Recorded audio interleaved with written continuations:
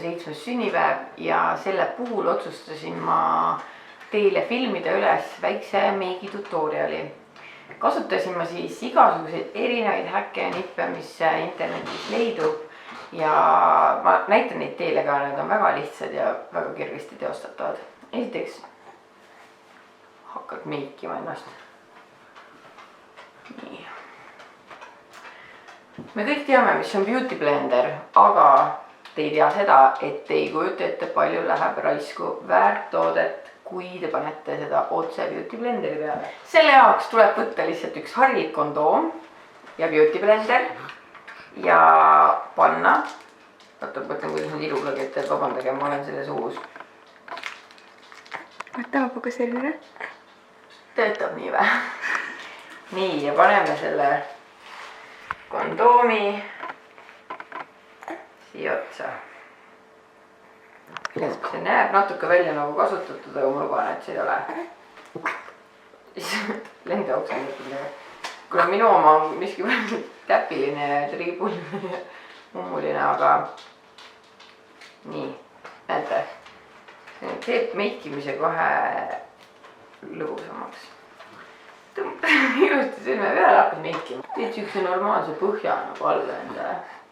Hästi tagasihoidlikku. Kumm jääb üligi keha kui kinni näo külge. Parem rohkem kui vähem, sest et noh, nagu me naised ikka teame, siis ilma meigita oleme parajad kõõmad. Nii. Te teate saavutanud siukse, noh, tagasihoidliku põhja, meigi põhja, nagu mina praegu, siis ei ole midagi raskemat, kui tuleb hakata kontuurima. See on väga lihtne.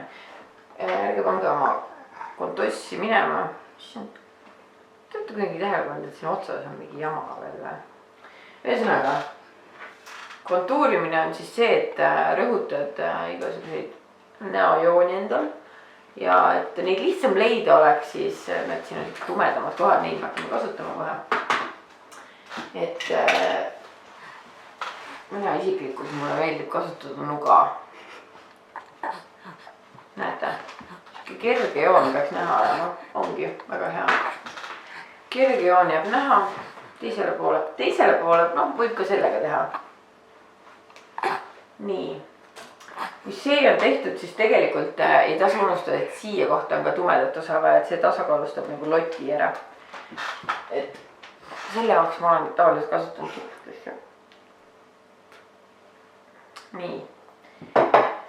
Ja mis siis veel? Põsepuna ei tohi ära unustada, see nagu teeb näole ilme ja selle jaoks on väga mugav kasutada superteravat juurvillakooriat. Sest ei ole midagi lihtsamat kui paned sellise põse juurde, siit vahest niimoodi värvid ära. Väga kerge. Väga lihtsasti kodus tehtav. Vot nii ja veel, mis ma soovitan kindlasti teha, on, et vältida neid, näete, väga loomulik on juba praegu. Vältida silmaaluseid kotte, siis kõige parem viis nendest lahti saada on panna lihtsalt julgelt punast huulepulka, see neutraliseerib kõik need kotid ära, mis teil võivad juhuslikult olla silma all. Pange kohe laialt välja, see, mis nagu kotti ära ei võta, see läheb ju põse punane arvesse. Mitte kohe huuled ka ära erinna. Nii. Ja mis ma veel võiksin siis panna, ma arvan, ma peaksin natuke vist laineri joont ka tegema ja selle jaoks on väga hea viis kasutada teipi. Näete, võtad lihtsalt teibi, teebid selle siia. Võtad teise teibi ja paned selle siia. Niimoodi on nagu kõige lihtsam viis, alla ei tohi vaadata ja jätta pimedaks. Ma tean, jah. Ma olen ennast enne meikinud, aine. Nii. Alla ei tohi vaadata, muidu te jätta pimedaks, teip lõikab silma. Nii.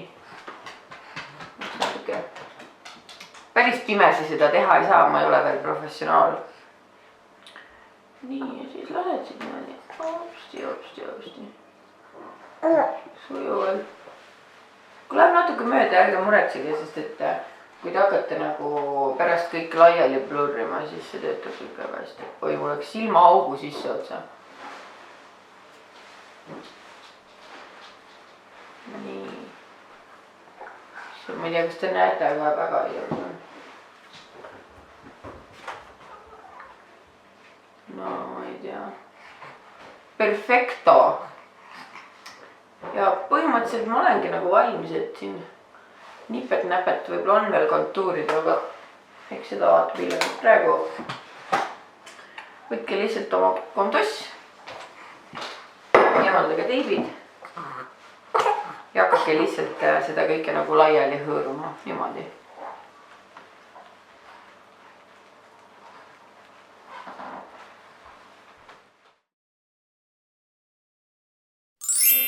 Ühesõnaga, nagu näha, blendisin ilusti selle kondoomi sees Beauty Blenderiga enda näo ära. Tulemus on teie ees. Väga lihtne.